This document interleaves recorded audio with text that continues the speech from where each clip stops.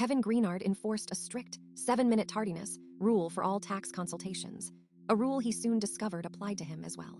His policy stipulated that if a client arrived more than 7 minutes late for their scheduled tax consultation, their appointment was immediately canceled, and they forfeited a non-refundable $150 booking fee. No exceptions were ever made, regardless of the reason.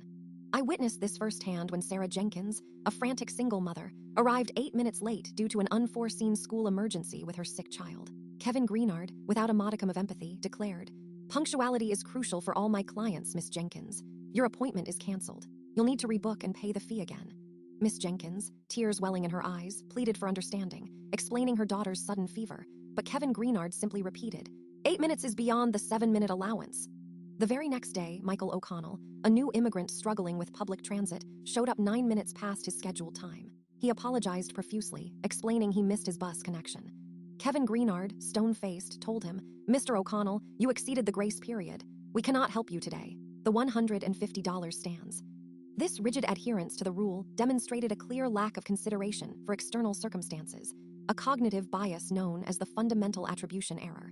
I had my own vital tax consultation, scheduled for 2 p.m., involving complex cross-border investments and potentially thousands of dollars in penalties if mismanaged. I couldn't afford to lose my $150 or jeopardize my tax filing.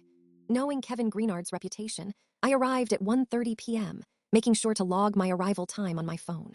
I then carefully reviewed the consultation agreement I signed, specifically noting the 7-minute clause on page 3.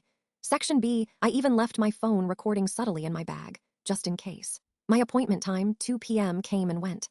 At 2:01 p.m., I checked my watch. 2:02 p.m., 2:03 p.m. Each tick of the clock amplified my anxiety. 2:04 p.m. Still no Kevin Greenard. The receptionist, Brenda, offered a weak smile. He's probably just wrapping up. 2:05 p.m., 2:06 p.m. The tension in the waiting room was palpable. 2:07 p.m., I glanced at my recording device. At 2:08 p.m., Kevin Greenard finally sauntered in, adjusting his tie with a breezy, "Apologies for the delay, traffic was dreadful today." I calmly stood, my phone discreetly recording.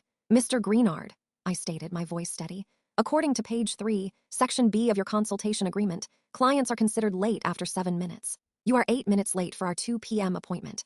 The other waiting clients, many of whom had suffered under his rule, began openly recording him on their phones. Just then, his managing partner, Miss Eleanor Vance, walked out of her office. "Kevin," she began, "I just got off the phone with Mr. Davies. He's furious you missed his 1:30 p.m. call. He says you were 8 minutes late, and he's canceling his multi-million-dollar account with us. Your own policy states no exceptions for tardiness." This was a perfect example of poetic justice. This situation demonstrates the principle of reciprocity, where individuals are more likely to treat others as they have been treated. Follow for a new story every day.